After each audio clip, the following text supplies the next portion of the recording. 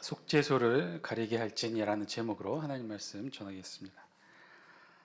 어느 초등학교 수업 시간에 선생님이 사오정에게 이제 꿈을 물었습니다. 꿈이 뭐냐? 그랬더니 사오정이 거침없이 이렇게 대답했어요. 예, 저는 재벌 2세가 되는 게 꿈입니다. 그런데 우리 아빠가 노력을 안 해요. 아이들은 웃고 뭐 기득기득거리고, 근데 선생님 너무 화가 나고 기가 막혀서 나중에 사오정 아빠에게 전화 상담하면서 이 이야기를 들려준 거죠. 수업 시간에 사오정이 이렇게 자신의 꿈을 얘기했다고. 그랬더니 사오정 아빠가 이렇게 말했답니다. 그래요? 사실은 나도 재벌 아빠가 되는 게 꿈인데 우리 아이가 도통 노력을 안 하네요. 말도 안 되게 아빠와 아들이 서로 다른 꿈을 꾸고 있는 거죠. 아들은 재벌 아들을 꿈꾸고 아빠는 재벌 아빠를 꿈꾸고. 여러분, 이렇게 서로 다른 꿈을 꾸는 것을 한자성어로 뭐라고 하죠? 동상이몽이라고 하죠. 동상이몽, 그 뜻이 뭘까요? 초등학교 시험 문제 나온 문제, 요즘은 만화로 이렇게 나오나 봐요. 여러분도 한번 보시고 맞춰보세요. 만화를 읽고 상황에 어울리는 한자어를 골라 영표하세요. 1번 과유불급, 2번 단도직입, 3번 동상이몽. 친구들이 반갑게 길거리에서 만났는데 근데 반갑게 인사하는 모습이 좀 과하죠. 정말 보고 싶었어. 나도 정말, 넌 정말 좋은 친구야. 뭐 이렇게 좀 표현도 과한 인사말을 합니다. 근데 이유가 있어요. 왜 그래요? 한 친구는 이 친구한테 게임 빌려야 하고, 한 친구는 또 이 친구한테 빨리 숙제 보여달라고 해야 되는 각각의 필요, 꿈, 이런 생각들이 있었던 거죠. 그래서 서로 친하다고 얘기를 했던 거예요. 이제 이럴 때 해당하는 한자성어가 동상이몽. 근데 여러분, 이 동상이몽이 한자어 뜻이 뭔지 아십니까? 어떤 뜻이냐면 같을 동, 침상상, 다를이 꿈몽이라고 해요. 그러니까 같은 침상에서 서로 다른 꿈을 꾼다는 뜻이죠. 한 침상에서 서로 다른 꿈을 꾼다는 말이 동상이몽이에요. 그런데 취지는 그래도 된다는 건가요? 아니면 그러면 곤란하다는 뜻인가요? 같은 침상에서 서로 다른 꿈을 꾼다는 게 당연하다는 건가요? 그렇게 당연하면 안 된다는 뜻인가요? 당연하면 안 된다는 뜻이죠. 그런데 생각해 보죠. 우리 부부들 다 한 침상에서 자지 않습니까? 아닌가요? 나만 그런가요? 같이 안 주무세요? 따로따로 각방 쓰세요? 다 같은 침상. 네? 집이 달라요? 오, 못 들은 걸로 하겠습니다. 대부분 다 우리나라의 모든 부부들 같은 침상에서 자는 모든 부부들 같은 침상에서 자겠죠. 근데 둘이 분명히 같이 잔단 말이에요. 그러면 같은 꿈을 꿔야 되나요? 오히려 같은 꿈을 더 이상하지 않겠습니까? 같은 침상이든 서로 다른 침상이든 따로 자든 뭐 같이 껴안고 자든 어떻게 자든 꿈만은 서로 다 다르게 꾸는 것 아닌가요? 오히려 같은 꿈을 꾼다면 그게 더 이상한 일이겠죠. 사실 물론 한자어 뜻풀이가 그렇다는 거죠. 실제 말의 의미는 다를 것입니다. 서로 같은 행동을 하면서 서로 딴 생각을 품고 있는, 그럴 때 이르는 말이 바로 이 동상이몽이죠. 그래서 그 전제는 충분히 서로가 같은 생각을 갖게 될 것이라는 전제가 있는 거예요. 오늘 우리 본문의 주제도 이 속죄입니다. 속죄. 레위기 16장 말씀의 전체 대주제는 대속죄일에 관해 다루고 있고, 따라서 이 말씀의 주제는 속죄예요. 개인의 속죄를 넘어 이스라엘 민족 전체의 속죄를 담당하는 제사와 절기, 또 그 방식에 대해 우리 성경이 기록하고 있어요. 여러분, 속죄라는 것이 어떤 것이 속죄일까요? 어떻게 하는 것이 속죄죠? 죄를 회개하고 용서를 구하는 것이 속죄겠죠. 1999년 8월 14일자 강원일보 기사에 이런 제목의 기사가 실렸어요. 제목 타이틀이 이래요. 을사오적 손자 자괴감 일본군 탈출 독립운동. 그리고 기사의 내용은 이렇습니다. 일제시대 때 일제 한일합방을 이끌었던 을사보호조약 체결 당시 외부 대신이었던 박재순의 손자 박수용유 선생이 자신의 할아버지 이 박재순의 친일 행적을 속죄하기 위해 광복군으로 활동했던 사실이 뒤늦게 밝혀져서 유족의 유족에게 건국 훈장을 받게 되었다는 그런 내용의 기사였어요. 그러니까 사연을 보면 이래요. 독립운동을 하는 이 손자는 1944년 경성법학 전문대, 오늘날 서울법대 전신이죠. 그 경성법학 전문대학을 졸업한 후 일본군에 짐직되어 전쟁터에 배치될 예정이었는데 할아버지가 일본의 나라를 넘긴 그런 친일 행적으로 자괴감을 가지고 있었는데 자신만저 일본군의 앞잡이가 되어 싸운다는 게 도저히 이 자괴감이 견딜 수가 없어서 가문을 대신에 속죄하기로 결심하고 일본군을 탈출합니다. 함흥에서 탈출해서 그 길로 바로 중국에 있는 광복군에 들어가 활동했다는 거예요. 광복군 제2지대에 편입한 후 중국에서 활동하고 해방 직전 마지막 광복군의 국내 진공 작전까지 준비하는 등 많은 광복군 활동을 한 것으로 알려졌다는 거죠. 한마디로 할아버지의 매국 행위를 속죄하기 위해 손자가 독립운동에 헌신하게 되어 건국 훈장을 받게 되었다는 그런 기사예요. 훗날 그 손자는 이런 말도 남겼다고 합니다. 할아버지는 자결했어야 했다. 후손들을 왜 이리 치욕스럽게 하였는가. 이런 방식으로 이 손자는 속죄를 했던 거죠. 그런가 하면 2004년 한 뉴스 기사에 한 할아버지가 뉴스 기사에 기사가 나와서 화제가 됩니다. 84세 고령의 한 할아버지의 행동이 뉴스 기사가 되어서 나온 건데요. 어떤 행동이 화제가 되었냐면 이 사진 속 할아버지는 당시 나이가 84세 김남식 할아버지였는데요. 뉴스에 나온 이유는 30년 동안 하루도 빼놓지 않고 자신이 살고 있는 회기동 인근 지역을 청소하신 것으로 유명하셨어요. 근데 그것만이면 뭐 이렇게 뉴스까지 나올 일 없죠. 주변에 보면 그런 분들도 계시니까. 그런데 그 행위가 아니라 그 행위를 하게 됐던 이유가 그 사연이 소개가 된 거죠. 왜 그렇게 이분이 30년 동안 하루도 안 빼놓고 청소를 하셨을까? 그 이유는 바로 속죄였다는 거예요. 속죄. 무슨 속죄냐? 이 할아버지는 일제 강점기에 교사로 근무하면서 학생들에게 일본어를 가르쳤다는 거예요. 그래서 그 일본어를 가르친 자신의 잘못을 속죄하기 위해 이후 30년 넘게 동네 청소를 했다는 거죠. 60여 년 전에 일제에 일본어를 가르치는 교사로 동조한 자신의 죄를 속죄하기 위해 기운이 다할 때까지 이렇게 속죄하는 삶을 살겠다고 인터뷰에서도 말한 것으로 그 기사는 전하고 있어요. 여러분, 속죄라는 것이 어떤 것일까요? 속죄라는 게 어떻게 하는 게 속죄일까요?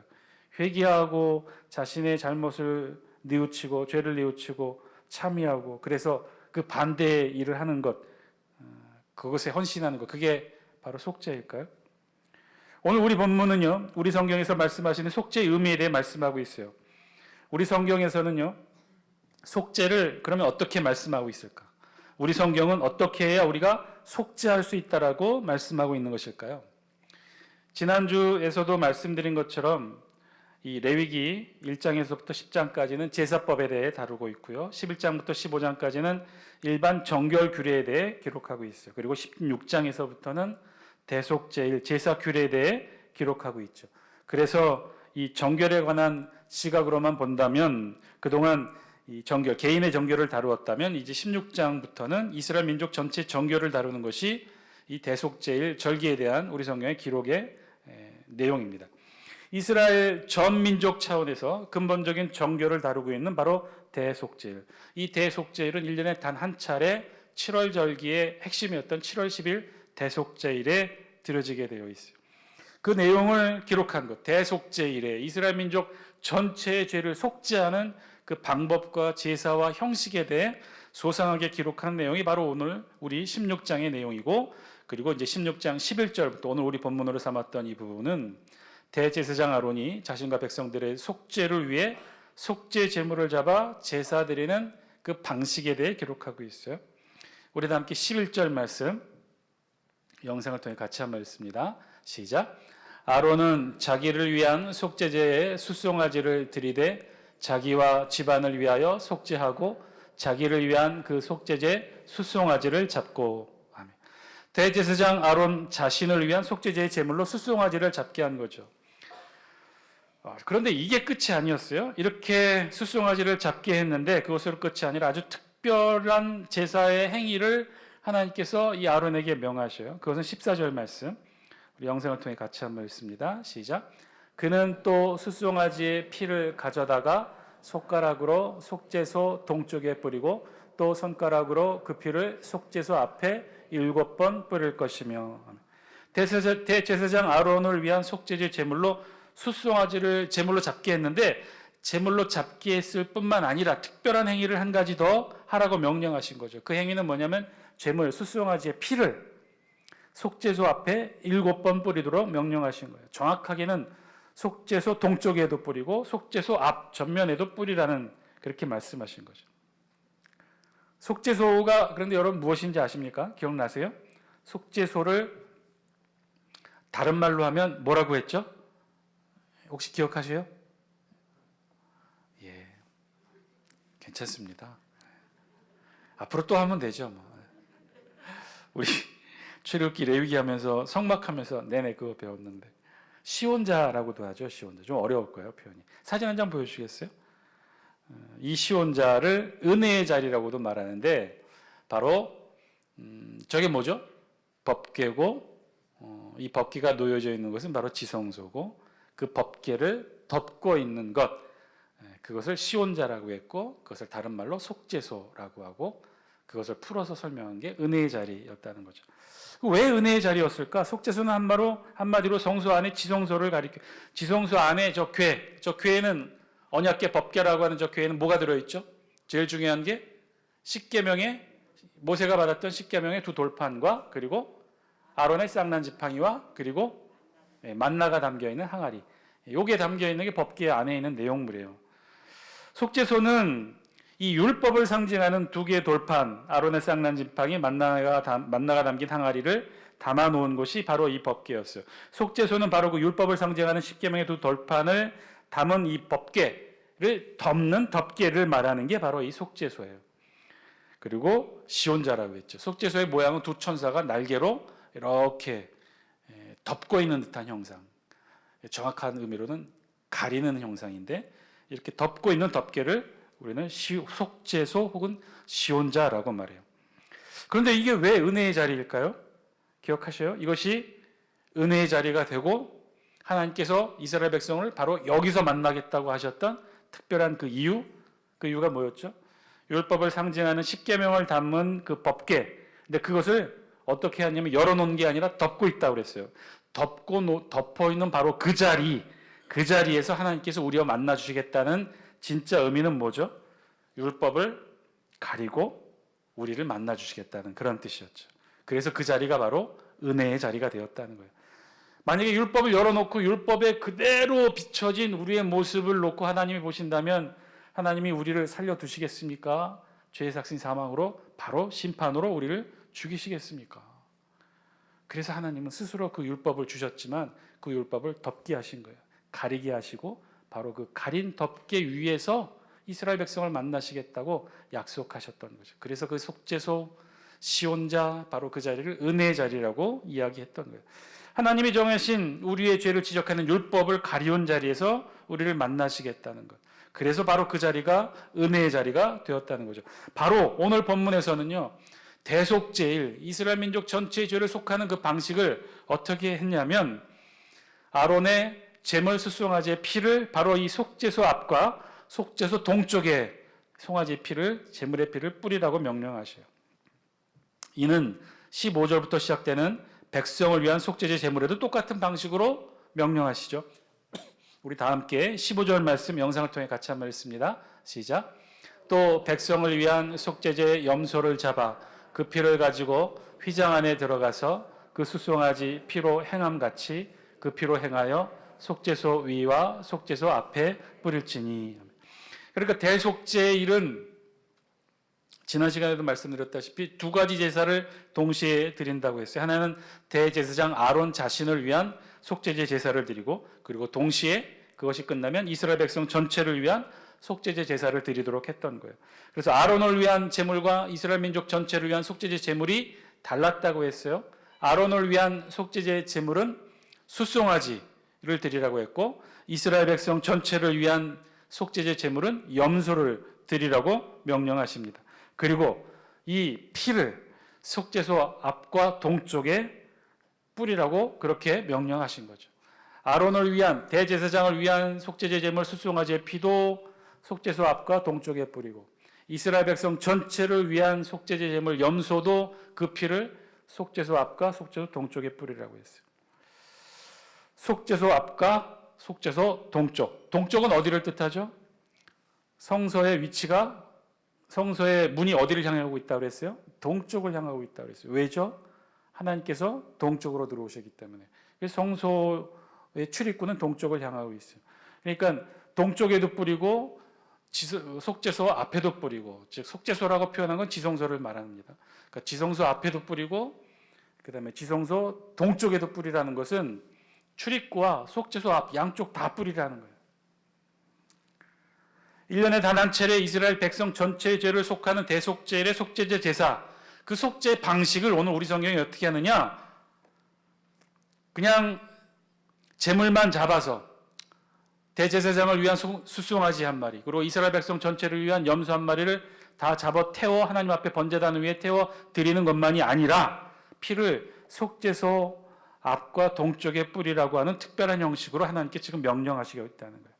물론 다른 제사에서도 제물의 피를 뿌리도록 한 건 있었어요. 그러나 달랐어요. 일반적인 제사에서 제물은 오직 하나님께만 드리는 것이에요. 그래서 그 제물의 피도 주로 어디에 뿌렸냐면 어디에 뿌렸어요? 번제단에 뿌렸단 말이에요.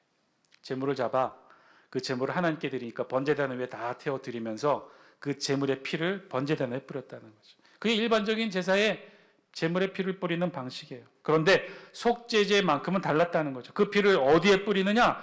속죄소 앞에도 그리고 속죄소 동쪽에도 뿌리라고 명령하신 거죠. 왜 그랬을까? 어떻게 보면 이는 매우 이례적인 제사 방식이에요. 제물의 피를 신성한 성소 안에, 그것도 속죄소 앞과 성소 출입구에 뿌리도록 한 것. 전에는 성소 밖에 있는 번제단에만 이 제물의 피를 뿌리도록 했는데 속죄제를 드릴 때만 성소 안으로 들어와서, 그것도 거룩한 지극히 거룩한 지성소, 속죄소, 시온자, 언약궤가 있는 그 지성소 앞에도 뿌리고, 그리고 동쪽이라고 했으니까 성소의 출입구에도 뿌리는 거. 왜 이렇게 뿌리도록 하셨을까? 매년 성소 안에 제물의 피를 뿌려야 한다는 것은요, 성소를 관리하는 측면에서도 여간 어려운 일이 아닐 거예요. 그 짐승의 제물의 피니 그 피가 그대로 있겠습니까? 왜 그랬을까? 왜 이런 피를 뿌리는 것을, 성소에 피를 뿌리는 행위로 하나님께서 속죄제 제사의 방식을 말씀해 주셨을까? 그 일을 알려주는 말씀의 힌트가 담겨 있는 게 바로 이 12절과 13절에 있는 말씀이에요. 우리 영상을 통해 12절, 13절 함께 읽습니다. 시작. 향로를 가져다가 여호와 앞 제단 위에서 피운 불을 그것에 채우고 또 곱게 간 향기로운 향을 두 손에 채워 가지고 휘장 안에 들어가서 여호와 앞에서 분향하여 향연으로 증거궤 위 속죄소를 가리게 할지니 그리하면 그가 죽지 아니할 것이며. 아멘. 오늘 하나님께서는요, 속죄제 제사를 드리는 방식에 있어서 두 가지 특별한 형식으로 속죄제를 드리도록 명령하고 있어요. 그건 우리가 앞에서 살펴본 것처럼 속죄제의 제물, 대제사장의 제물, 이스라엘 백성 전체의 제물, 수송아지와 염소의 제물의 피를 어디에도 뿌리라고요? 속죄소 앞과 동쪽에도 뿌리라고 특별하게 명령하시죠. 그리고 두 번째로 명령하시는 것이 무엇이냐면, 대속제일에 드려지는 제사의 특별한 제사의 유행이 한 가지를 더하였는데, 그건 향기로운 향을 향로에 담아서 분향하라는 거예요. 그런데 사실이요, 이 속죄소 앞에는 오늘 대속제일에 맞는 속죄제 제사를 설명하는 이 속죄제에 의미하는 상관없이 늘 속죄소 앞에는 분향단이 있었어요. 그리고 이 분향단의 향은 늘 매일같이 향을 피워 분향하도록 하나님께서 명령하셨죠. 사실 속죄소 앞에는 분향단이 항상 있었던 거예요. 그 분향단의 불씨는 어디에 불씨를 꼭 사용하라고 그랬어요? 하나님께 제물로 드려질 때 쓰여졌던 번제단의 그 불로 채우도록. 그 분향단의 불씨로 채워진 향기로운 이 향로 위에, 분향단 위에 늘 향을 채워서 속죄소 앞에 분향하도록 한 거죠. 사실 이는 속죄제 제사 때만이 아니라 늘 하나님 앞에서 분향단의 향을 피우도록 되어 있었어요. 초기부터. 그래서 아론의 두 아들 나답과 아비후가 바로 이 분향단의 불씨를, 하나님이 명하신 번제단의 불씨를 사용하지 않아서 죽게 되었던 거죠. 그 이후 늘상 성소에서는요, 이 분향단의 향이 끊이지 않고 향을 피웠습니다. 그런데 오늘 대속제일에 드려지는 속죄제 제사를 명령하시면서 하나님은 특별히 말씀하고 계셨던 거죠. 왜 분향단의 향을 피워야 하는지 그 이유를 이제서야 처음으로 말씀하고 있는 거예요. 그 이유가 뭐라고요? 분향단의 향을 피워야 되는 이유가 뭐라고요? 그리고 가장 중요한 이 분향단의 위치가 왜 지성소 앞에 있어야 되는지 그 이유도 함께 말씀하고 있는 거예요. 그 이유가 뭐라고요? 13절 우리 영상을 통해 같이 한번 읽습니다. 13절입니다. 시작. 여호와 앞에서 분향하여 향연으로 증거계 위 속죄소를 가리게 할지니 그리하면 그가 죽지 아니할 것이며. 여기서 그는 대제사장 아론을 말해요. 속죄소를 가리게 할 목적으로 속죄소 앞에 분향단을 설치하고 그 분향단의 향을 매일같이 피우게 했다는 거예요. 그리고 오늘 대속제일 속죄제 제사를 드릴 때 특별히 매일같이 피웠던 일상적으로 피웠던 분향단의 향을 피워야만 했던 이유를 하나님께서 특별히 또 설명해 주고 있는 거죠. 그 이유가 왜 향을 피웠는지 거룩한 성소 안에서 그것도 지성소 앞에서 왜 분향단의 향을 피우고 왜 제물의 피를 이 지성소 앞과 동쪽 출입구에 뿌려야 했는지 그 이유를 오늘 성경은 이렇게 설명하고 있는 거예요. 그 이유는 뭐라고요? 그렇게 함으로 어떻게 해요? 속죄소를 가리게 했다는 거예요. 속죄소는 지성소예요. 하나님의 이 임재의 상징이 있는 곳이 바로 이 지성소고 속죄소고 시온자고 은혜 자리였단 말이에요. 그런데 거기를 가려야만 했다는 거예요. 그런데 그 가려야만 누가 산다고요? 아론이 살고 이스라엘 백성들이 산다는 거예요. 오늘 대속제일에 드려지는 속죄제 제사의 참된 핵심의 의미, 오늘 성경이 말하고 있는 속죄의 의미를 오늘 우리 성경이 이렇게 설명하고 있는 거예요. 속죄는요, 우리 성경이 말씀하고 있는 속죄는요, 다른 거 아니었어요. 그건 가리는 거예요. 하나님의 눈을 가리는 거예요. 정확하게는 정의와 공의의 하나님, 죄를 미워하시고 죄를 용납하지 않으신 하나님의 눈을 가리게 하는 것. 향을 피워서 가리고 제물의 피를 뿌려서 가리는 것. 우리 성경에서 말씀하시는 속죄의 의미가 그렇다는 거예요, 여러분. 속죄의 의미는 우리가 어떻게 하면 여러분 죄를 속죄할 수 있을까요? 우리가 어떻게 하면 우리의 죄를 사함받고 용서함 받을 수 있을까요? 우리도 우리 마을 앞길을 평생 청소하면 될까요? 아니면 우리도 독립운동하면 우리의 죄를 속죄함 받을 수 있을까요? 아니 평생을 헌신하며 남을 위해서 살고 다른 사람을 위해서 한평생 그렇게 헌신적으로 봉사하며 살면 그러면 우리 죄가 속죄함을 받을 수 있을까요? 도대체 어떻게 해야 우리가 우리 죄를 속죄함 받을 수 있을까요? 평생 헌신하며 살아가시는 분들을 폄하하려고 이렇게 말씀드리는 게 아니에요. 존경해요. 일제시대 때 학교에서 일본어를 가르친 교사, 그게 무슨 큰 죄라고, 그게 무슨 역적 행위를 했다고 평생을 속죄하며 그렇게 살아가고 계실까? 더 큰 죄를 짓고도 전혀 죄의식을 느끼지 못하며 살아가는 사람들이 이 땅에 얼마나 많은데, 실제로 이 김남식 할아버지의 뉴스 기사가 소개됐던 그 시점이 언제였냐면요, 2004년도 그때 우리나라를 뒤흔들었던 소식 중에 하나가 한창 친일파 후손들이 자신들의 땅 찾기 소송을 벌이고 있던 때였어요. 너무나 대조적이죠. 누구는 일본어 가르쳤다고 평생 청소하며 속죄하며 살아가시는데, 누구는 나라를 팔아 모은 재산 다시 찾겠다고 소송을 하고 있는 현실. 저도 안타깝고요. 그래서 더 김남식 할아버지 같은 분들이 귀하게 여겨지는 마음은 저도 같습니다. 그러나 그렇다고 우리의 죄가 속죄함 받을 수 있을까요? 우리의 죄가 용서함 받을 수 있을까요?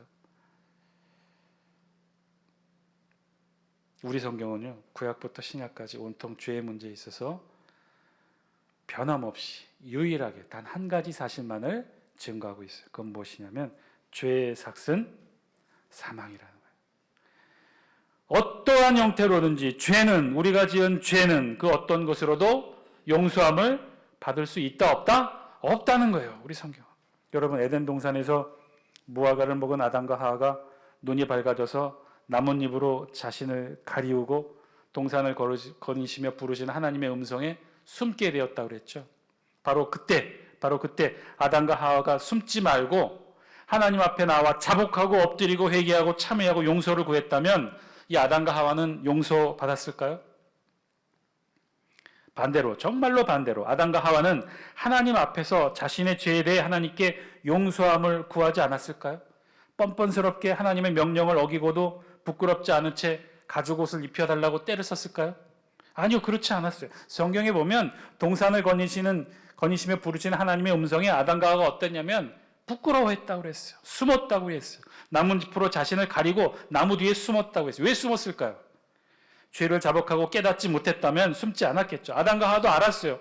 부끄러워했다고 그랬어요. 자신의 벗은 몸을 보고 부끄러워했다고 했어요. 그것은 자신의 몸에 흥건히 묻어난 죄의 모습을 본 거죠. 자신이 죄인임을 부끄러움으로 깨달았던 거예요. 자신의 죄로 인해 부끄러워 몸을 가린 아담과 하와를, 그런데 하나님이 어떻게 하셨어요? 자신의 죄로 부끄러워하는 아담과 하와를 용서하여 주셨나요? 그래서 그들의 죄를 사하여 주셨나요? 없던 것으로 하셨나요? 아니요, 그렇지 않았어요. 대신 하나님이 하신 것이 있어요. 뭘 하셨어요? 가죽옷을 지어 입혔다고 그랬어요. 가죽옷은 어떻게 만들어요? 나뭇잎처럼 따서 엮으면 가죽옷이 되나요? 짐승을 죽여야 했어요. 나뭇잎 대신에 가죽옷을 지어 입히셨어요. 가죽옷을 만들기 위해 짐승을 죽여야 했던 거죠. 그렇게 하나님은 아담과 하와에게 가죽옷을 입히시기 위해 짐승을 대신 죽이셨던 거죠. 짐승의 가죽을 입은 아담과 하와는 그럼 어떻게 되었을까요? 대신 짐승이 죽었으니 그들의 죄가 사하여졌을까요? 정말 만약에 그들의 죄가 사하여졌다면 선악과를 따먹고 눈이 밝아져 자신들의 죄의 악의 모습을 보게 되었던 그들이 짐승의 죽음으로, 자신들 대신에 짐승의 죽음으로 만들어진 그 가죽옷을 입고 용서함을 받았다면 그들의 눈이 이전처럼 밝아지지 않아야 돼요. 자신의 몸의 죄를 보는 것이 아니라 선악의 악을 보는 것이 아니라 선만 봤어야 돼요. 그렇지 않았잖아요. 그리고 더 이상 거추장스러웠던 짐승의 가죽옷을 입지 않아도 됐을 거예요. 근데 그렇지 않았잖아요. 하나님은 처음부터 에덴 동산에서부터 분명하게 우리 모두에게 보여주신 거예요. 죄라는 것은 그 어떤 것으로도 속죄받을 수 없다는 것을 하나님은 신구약 모든 말씀을 통해 우리에게 알려주셨다는 거예요. 신구약 모든 말씀은 통틀어서 단 하나의 사실을 죄에 관해 말씀하고 있어요. 그것은 뭐냐면 죄의 삭은 사망일 뿐이라는 거예요. 그 어떤 것으로도 우리의 죄는 사하여지지 않는다는 거예요. 오늘의 본문 말씀도 그렇다는 거죠. 하나님이 말씀하시는 대속, 속죄의 의미는요, 사함으로 사라지는 것이 아니라 가리는 거예요. 분향단의 향기로 속죄소를 가리고 제물의 피로 속죄소를 가리고. 아이고 목사님, 그것은 구약의 말씀이고 지금 신약이지 않습니까? 이 세상에 우리 죄를 속하는 것은 없다고 하더라도 오직 예수 그리스도의 피는 다르지 않겠습니까? 그래서 우리 모두는 예수 그리스도의 보혈로 구원받아 우리 죄가 다 사하여진 것 아닌가요? 혹시 이 자리에 이렇게 생각하시는 분들 계십니까? 천만의 말씀, 만만의 말씀이에요. 그렇지 않아요. 이 세상에 우리의 죄를 사하여 없던 것으로 만드는 마법은요, 이 세상 그 어디에도 없어요. 존재하지 않아요. 그것이 예수 그리스도의 보혈이라 할지라도. 그러면 뭘까요? 우리는 지금 어떻게 사함을 받고 하나님의 자녀가 될 수 있었던 것일까요? 아담이 가죽옷을 입고 완전한 속죄함을 얻었나요? 똑같은 거죠. 예수 그리스도의 보혈로 단지 우리도 가리움을 받은 거예요. 예수 그리스도의 보혈을 뭐라고 표현하죠? 의의 보혈이라고 부르는 거죠. 죄인인 우리를 의인으로 보여지게 하는 의의 보혈. 지금의 우리는 다 그리스도의 보혈을 뒤집어 쓰고 있는 거죠. 마치 하나님이 아담에게 가죽옷을 지어 입으셨던 것처럼 우리에게 예수 그리스도의 의의 보혈로 우리를 지금 가려주고 있는 거예요. 오늘 성경이 구약시대 이스라엘 민족 전체의 죄를 사함받기 위해 속죄소 앞과 동쪽에 피를 뿌려 가리게 했던 것처럼 속죄소 앞에 분향단을 피워 향을 내어 그 속죄소를 가렸던 것처럼 우리의 죄를 다 가리는 것, 그것이 속죄의 의미였다는 거예요. 사랑하는 장수교 성도 여러분, 오늘 말씀을 통해 우리에게 주신 하나님의 음성 들을 수 있게 되길 바랍니다. 여러분, 이 자리에 있는 우리도 그렇게 가리움을 받은 것뿐이에요. 용서함을 받고 속죄함을 받고 하나님의 자녀가 되고 천국 백성 되고 성도가 되고 그리스도인이 되는 것은 우리가 죄 용서함을 받아 깨끗하고 거룩하여져서 된 것이 아니라는 거예요. 그저 가리움을 받은 거예요. 그저 예수 그리스도의 보혈로 가리움을 받은 거예요. 그러니 언제든지 그 예수 그리스도의 보혈 사이로 삐집고 우리의 죄의 본성이 드러날 수 있는 것이겠죠. 어떤 때는 믿지 않는 불신자보다도, 아니 어쩌면 그들과 똑같은 죄인의 본성 그대로 예수 그리스도의 보혈 사이로 우리의 죄의 본성이 드러나는 거예요. 사랑하는 장수교 성도 여러분, 우리는요 속죄함을 받은 것이 아닙니다. 가리움을 받은 것뿐이에요. 예수 그리스도의 보혈로 가리움을 받은 존재들이에요. 그러니 언제든지 방심하는 순간, 언제든지 삐져나오는 우리의 뱃살처럼 언제든지 예수 그리스도의 보혈 사이로 우리의 죄성 가득한 본성이 악마의 이빨처럼 드러나는 아슬아슬한 삶을 살아가고 있는 이유가 바로 거기 있는 거죠. 여러분 방심하지 마시기 바랍니다. 안심하지도 마시기 바랍니다. 우리 모두는 예수 그리스도의 가죽옷을 입은 또 다른 아담일 뿐이에요. 그러니 늘 가려야 하겠지요. 예수 그리스도의 보혈로 우리 자신을 가려야 합니다. 매 순간순간 드러나는 우리의 죄성을 예수 그리스도의 보혈로 가려야 돼요. 오늘 말씀에 보면 기도도 마찬가지라는 거예요. 분향단의 향의 역할이 그렇다는 거죠. 왜 그렇게 매일 꺼지지 않고 성전에 분향단의 향을 피워하는지. 우리 다시 한번 13절의 말씀 영상을 통해 같이 한번 읽습니다. 13절입니다. 시작. 여호와 앞에서 분향하여 향연으로 증거궤 위 속죄소를 가리게 할지니 그리하면 그가 죽지 아니할 것이며. 분향단의 향이 속죄소를 가리게 한다고 그랬어요. 임재하시고 살아계신 정의와 공의의 하나님을 가리게 한다는 거예요. 뭐가? 분향단의 향이 가리게 한다는 거예요. 여러분 분향단의 향이 무엇입니까? 성도들의 기도라고 했어요. 우리 요한계시록 8장 3절 4절 영상을 통해 같이 한번 읽습니다. 시작. 또 다른 천사가 와서 제단 곁에 서서 금향로를 가지고 많은 향을 받았으니 이는 모든 성도의 기도와 합하여 보좌 앞 금제단에 드리고자 함이라. 향연이 성도의 기도와 함께 천사의 손으로부터 하나님 앞으로 올라가는지라. 아멘. 사도 요한이 보았던 저 천국에서의 모습, 하늘에 있는 성전에 천사가 와서 향이 가득히 담긴 금향로를 가지고 하나님 앞에 올렸는데 그 향은 모두 뭐라고 그랬어요? 성도들의 기도라고 했어요. 여러분 기도가 그렇다는 거예요. 기도는요 그저 우리의 필요를 하나님께 아뢰는 도구만이 아니었던 거예요.